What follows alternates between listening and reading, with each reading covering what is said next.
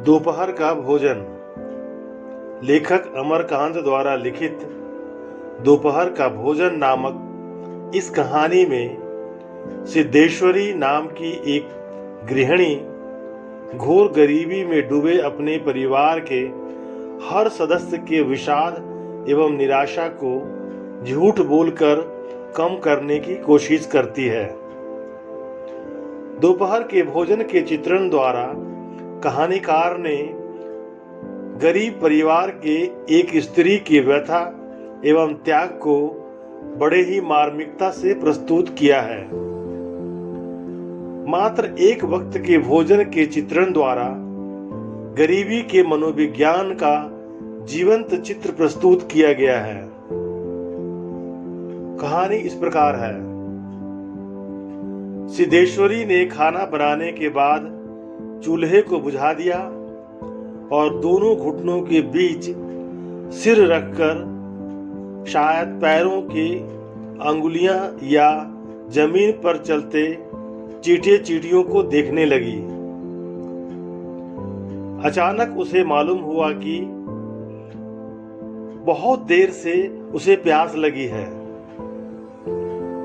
वह मतवाले की तरह उठी और गगरे से लोटा भर पानी लेकर गटगट चढ़ा गई। खाली पानी उसके कलेजे में लग गया और वह हाय राम कहकर वहीं जमीन पर लेट गई। आधे घंटे तक वहीं उसी तरह पड़ी रहने के बाद उसके जी में जी आया। वह बैठ गई, आंखों को मल कर इधर उधर देखा और फिर उसकी दृष्टि ओसारे में अध टूटे खटोले पर सोए हुए अपने 6 वर्षीय लड़के प्रमोद पर जम गई। लड़का नंग धड़ंग पड़ा था। उसके गले तथा छाती की हड्डियां साफ दिखाई देती थी। उसके हाथ पैर बासी ककड़ियों की तरह सूखे और बेजान पड़े थे और उसका पेट हंडिया की तरह फूला हुआ था। उसका मुख खुला हुआ था और उस पर अनगिनत मक्खियां उड़ रही थी। वह उठी, बच्चे के मुंह पर अपना एक फटा गंदा ब्लाउज डाल दिया और एक आध मिनट सुन्न खड़ी रहने के बाद बाहर दरवाजे पर जाकर किवाड़ की आड़ में गली निहारने लगी। 12 बज चुके थे। धूप अत्यंत तेज थी और कभी एक दो व्यक्ति सिर पर तौलिया या गमछा रखे हुए या मजबूती से छाता ताने हुए फुर्ती के साथ लपकते हुए से गुजर जाते थे। 10-15 मिनट तक वह इसी तरह खड़ी रही। फिर उसके चेहरे पर व्यग्रता फैल गई और उसने आसमान तथा कड़ी धूप की ओर चिंता से देखा। 1-2 क्षण बाद उसने सिर को किवाड़ से काफी आगे बढ़ाकर गली की छोर की तरफ निहारा तो उसका बड़ा लड़का रामचंद्र धीरे धीरे घर की ओर सरकता नजर आया। उसने फुर्ती से एक लोटा पानी उसारे के चौकी के पास नीचे रख दिया और चौके में जाकर खाने के स्थान को जल्दी जल्दी पानी से लीपने पोतने लगी। वहां पीढ़ा रखकर उसने सिर को दरवाजे की ओर घुमाया ही था कि रामचंद्र ने अंदर कदम रखा। रामचंद्र आकर धम से चौकी पर बैठ गया और फिर वहीं बेजान सा लेट गया। उसका मुंह लाल तथा चढ़ा हुआ था। उसके बाल अस्त व्यस्त थे और उसके फटे पुराने जूतों पर गर्द जमी हुई थी। सिद्धेश्वरी की पहले हिम्मत नहीं हुई कि वह उसके पास आए और वहीं से वह भयभीत हिरणी की भांति सिर उचकाकर घुमाकर बेटे को व्यग्रता से निहारती रही। किंतु लगभग 10 मिनट बीतने के पश्चात भी जब रामचंद्र नहीं उठा तो वह घबरा गई। पास जाकर पुकारा, बड़कू बड़कू, लेकिन उसके कुछ उत्तर न देने पर डर गई और लड़के के नाक के पास हाथ रख दिया। सांस ठीक से चल रही थी। फिर सिर पर हाथ रखकर देखा, बुखार नहीं था। हाथ के स्पर्श से रामचंद्र ने आंखें खोली। पहले उसने मां की ओर सुस्त नजरों से देखा, फिर झट से उठ बैठा। जूते निकालने और नीचे रखे लोटे के जल से हाथ पैर धोने के बाद वह यंत्र की तरह चौकी पर आकर बैठ गया। सिद्धेश्वरी ने डरते डरते पूछा, खाना तैयार है, यहीं लगाऊं क्या? रामचंद्र ने उठते हुए प्रश्न किया, बाबूजी खा चुके? सिद्धेश्वरी ने चौकी की ओर भागते हुए उत्तर दिया, आते ही होंगे। रामचंद्र पीढ़े पर बैठ गया। उसकी उम्र लगभग 21 वर्ष की थी। लंबा दुबला पतला शरीर, गोरा रंग, बड़ी बड़ी आंखें और ओठों पर झुर्रियां। वह एक स्थानीय दैनिक समाचार पत्र के दफ्तर में अपनी तबीयत से प्रूफ रीडिंग का काम सीखता था। पिछले साल ही उसने इंटर पास किया था।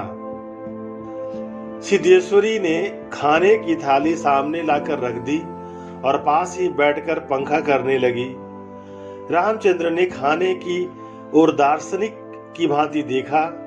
कुल 2 रोटियां, भर कटोरा पनियाई दाल और चने की तली तरकारी। रामचंद्र ने रोटी के प्रथम टुकड़े को निगलते हुए पूछा, मोहन कहाँ है? बड़ी कड़ी धूप हो रही है। मोहन सिद्धेश्वरी का मंझला लड़का था।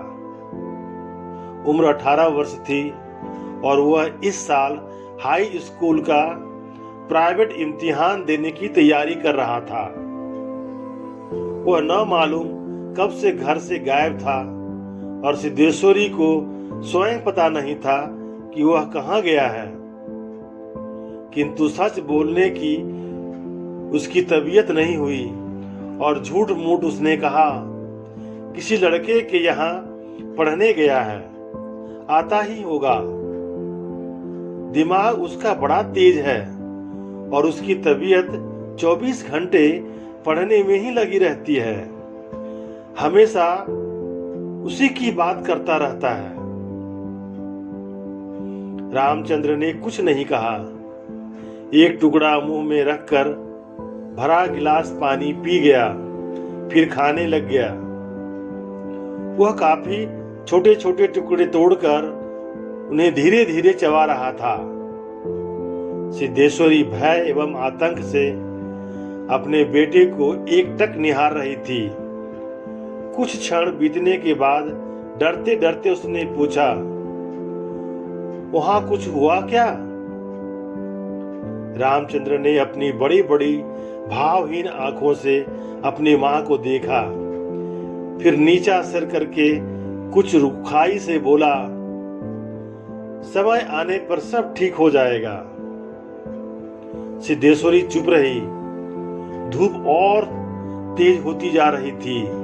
छोटे आंगन के ऊपर आसमान में बादल के 1-2 टुकड़े पाल के नाव की तरह तैर रहे थे।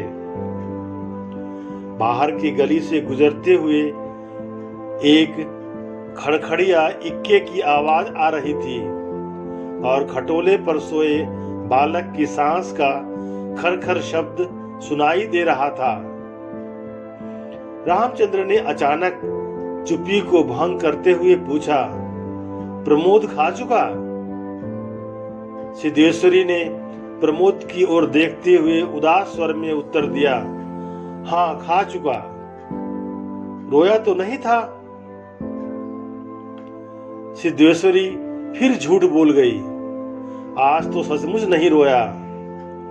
वह बड़ा ही होशियार हो गया है, कहता था बड़का भैया के यहाँ जाऊंगा। ऐसा लड़का। पर वह आगे कुछ न बोल सकी, जैसे उसके गले में कुछ अटक गया। कल प्रमोद ने रेवड़ी खाने की जिद पकड़ ली थी और उसके लिए 1.5 घंटे तक रोने के बाद सोया था। रामचंद्र ने कुछ आश्चर्य के साथ अपनी मां की ओर देखा और फिर सिर नीचा करके कुछ तेजी से खाने लगा। थाली में जब रोटी का केवल एक टुकड़ा शेष रह गया तो सिद्धेश्वरी ने उठने का उपक्रम करते हुए प्रश्न किया, एक रोटी और लाती हूं। रामचंद्र हाथ से मना करते हुए हड़बड़ाकर बोल पड़ा, नहीं नहीं, जरा भी नहीं, मेरा पेट पहले से ही भर चुका है। मैं तो यह भी छोड़ने वाला हूं, बस अब नहीं। सिद्धेश्वरी ने जिद की, अच्छा आधी ही सही। रामचंद्र बिगड़ उठा, अधिक खिलाकर बीमार कर डालने की तबीयत है क्या? तुम लोग जरा भी नहीं सोचती हो, बस अपनी जिद। भूख रहती तो क्या ले नहीं लेता मैं? सिद्धेश्वरी जहां की तहां बैठी ही रह गई। रामचंद्र ने थाली में बचे टुकड़े से हाथ खींच लिया और लोटे की ओर देखते हुए कहा, मां पानी लाओ। सिद्धेश्वरी लोटा लेकर पानी लेने चली गई। रामचंद्र ने कटोरे को उंगलियों से बजाया, फिर हाथ को थाली में रख दिया। 1-2 क्षण बाद रोटी के टुकड़े को धीरे से हाथ से उठाकर आंख से निहारा और अंत में इधर उधर देखने के बाद टुकड़े को मुंह में इस सरलता से रख लिया जैसे वह भोजन का ग्रास न होकर पान का बीड़ा हो। मंझला लड़का मोहन आते ही हाथ पैर धोकर पीढ़े पर बैठ गया।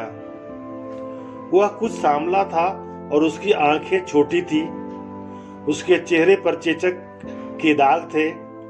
वह अपने भाई की ही तरह दुबला पतला था, किंतु उतना लंबा न था। वह उम्र की अपेक्षा कहीं अधिक गंभीर और उदास दिखाई पड़ रहा था। सिद्धेश्वरी ने उसके सामने थाली रखते हुए प्रश्न किया, कहाँ रह गए थे बेटा? भैया पूछ रहा था।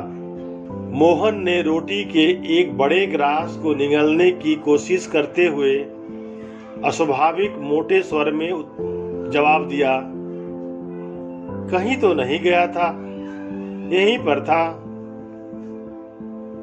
सिद्धेश्वरी वहीं बैठकर पंखा डुलाती हुई इस तरह बोली जैसे स्वप्न में बड़बड़ा रही हो, बड़का तुम्हारी बड़ी तारीफ कर रहा था, कह रहा था मोहन बड़ा दिमागी होगा, उसकी तबीयत 24 घंटे पढ़ने में ही लगी रहती है। यह कहकर उसने अपने मंझले लड़के की ओर देखा जैसे उसने कोई चोरी की हो। मोहन अपनी मां की ओर देखकर फीकी हंसी हंस पड़ा और फिर खाने में जुट गया। वह परोसी गई 2 रोटियों में से एक रोटी कटोरे की 3/4 दाल तथा अधिकांश तरकारी साफ कर चुका था। सिद्धेश्वरी की समझ में नहीं आया कि वह क्या करे। इन दोनों लड़कों से उसे बहुत डर लगता था। अचानक उसकी आंखें भर आई। वह दूसरी ओर देखने लगी। थोड़ी देर बाद उसने मोहन की ओर मुंह फेरा तो लड़का लगभग खाना समाप्त कर चुका था। सिद्धेश्वरी ने चौंकते हुए पूछा, एक रोटी देती हूँ? मोहन ने रसोई की ओर रहस्यमयी नेत्रों से देखा, फिर सुस्त स्वर में कहा, नहीं नहीं। सिद्धेश्वरी ने गिड़गिड़ाते हुए कहा, नहीं बेटा, मेरी कसम, थोड़ी ही ले लो। तुम्हारे भैया ने एक रोटी ली थी।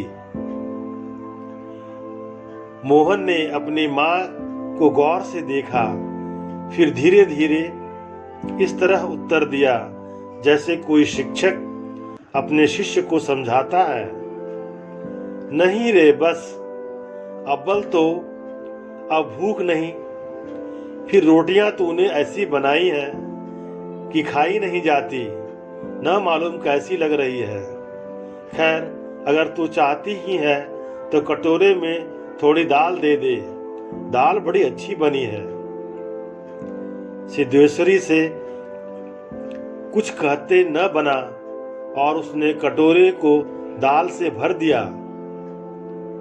मोहन कटोरे को मुंह लगाकर सुड़-सुड़ पी रहा था कि मुंशी चंद्रिका प्रसाद जूतों को खसखस घसीटते हुए आए और राम का नाम लेकर चौकी पर बैठ गए।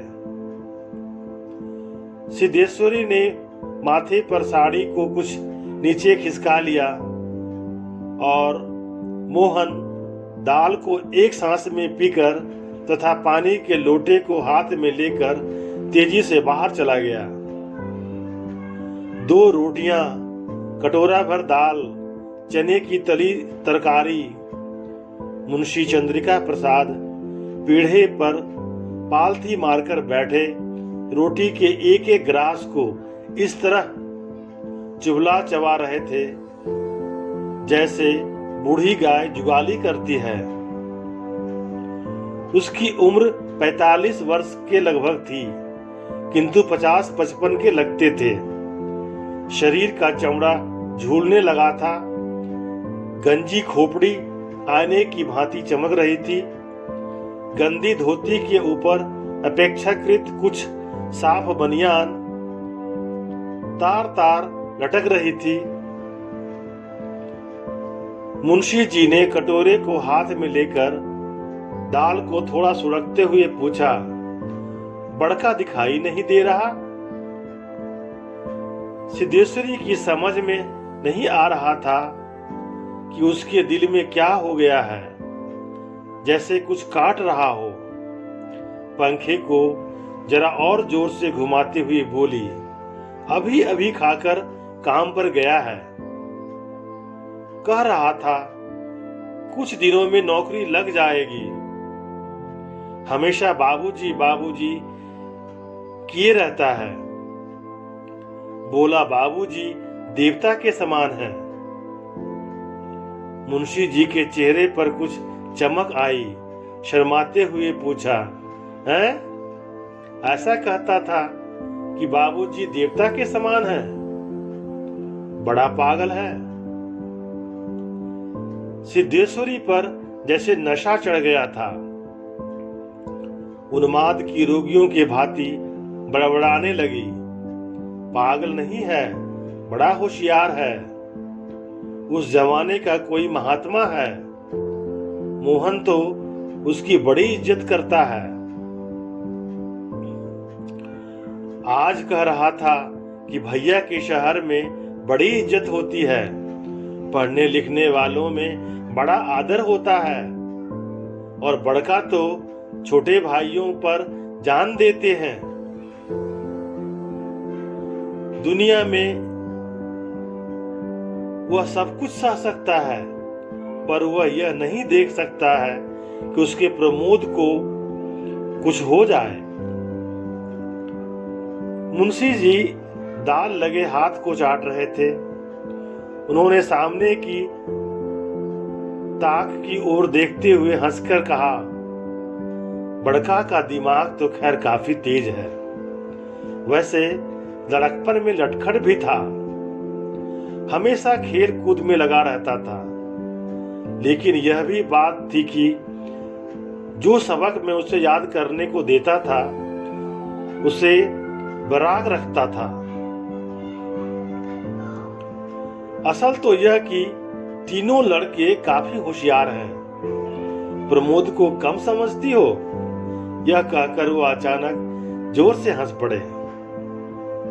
मुंशी जी 1.5 रोटी खा चुकने के बाद एक ग्रास से युद्ध कर रहे थे। कठिनाई होने पर 1 गिलास पानी चढ़ा गए, फिर खरखर खांस कर खाने लगे। फिर चुप्पी छा गई।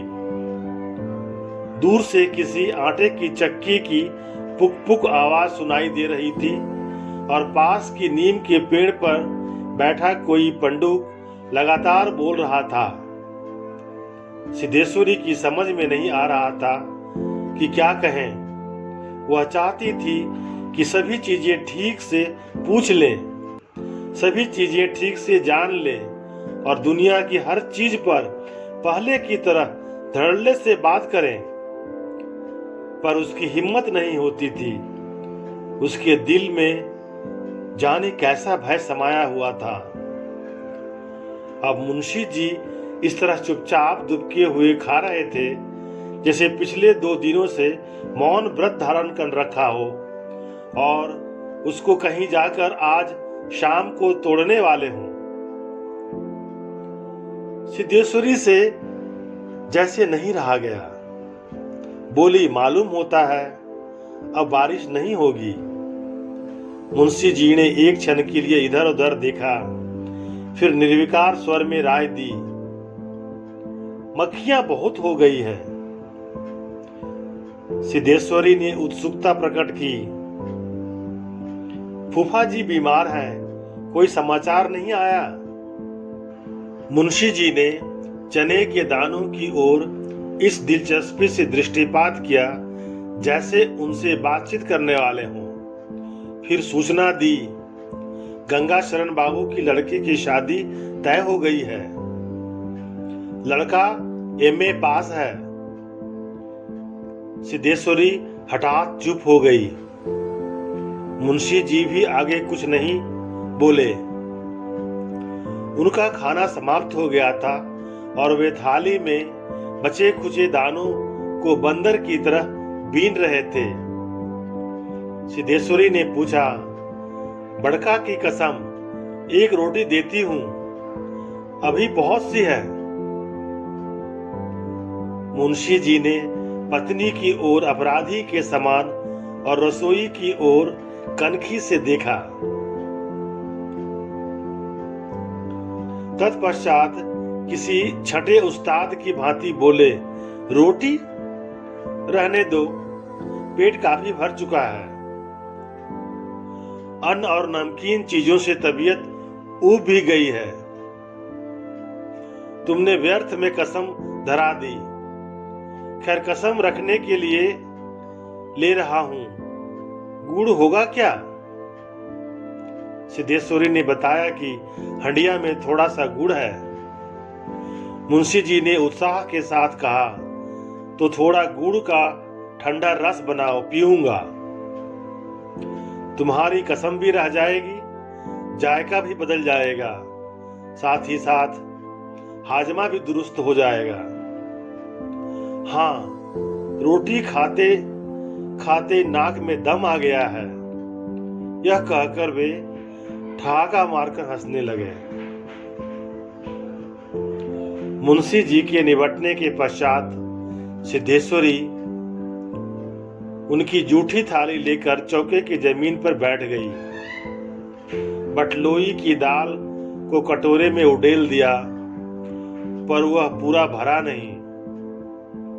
छिपली में थोड़ी सी चने की तरकारी बची थी, उसे पास खींच लिया। रोटियों की थाली को भी उसने पास खींच लिया। उसमें केवल 1 रोटी बची थी। मोटी भद्दी और जली हुई उस रोटी को वह जूठी थाली में रखने ही जा रही थी कि अचानक उसका ध्यान उसारे में सोए प्रमोद की ओर आकर्षित हो गया। उसने लड़के को कुछ देर तक एकटक देखा, फिर रोटी को 2 बराबर टुकड़ों में विभाजित कर दिया। एक टुकड़े को तो अलग रख दिया और दूसरे टुकड़े को अपनी जूठी थाली में रख दिया। तदुपरांत 1 लोटा पानी लेकर खाने बैठ गई। उसने पहला ग्रास मुंह में रखा और तब न मालूम कहां से उसकी आंखों से टप टप आंसू चूने लगे। सारा घर मक्खियों से भन भन कर रहा था। आंगन की अलगनी पर एक गंदी साड़ी टंगी हुई थी जिसमें पैबंद लगे हुए थे। दोनों बड़े लड़कों का कहीं पता नहीं था। बाहर की कोठरी में मुंशी जी औंधे मुंह होकर निश्चिंतता के साथ सो रहे थे, जैसे 1.5 महीने पूर्व मकान किराया नियंत्रण विभाग की क्लर्की से उनकी छटनी न हुई हो और शाम को उनको काम की तलाश में कहीं जाना न हो। इति श्री।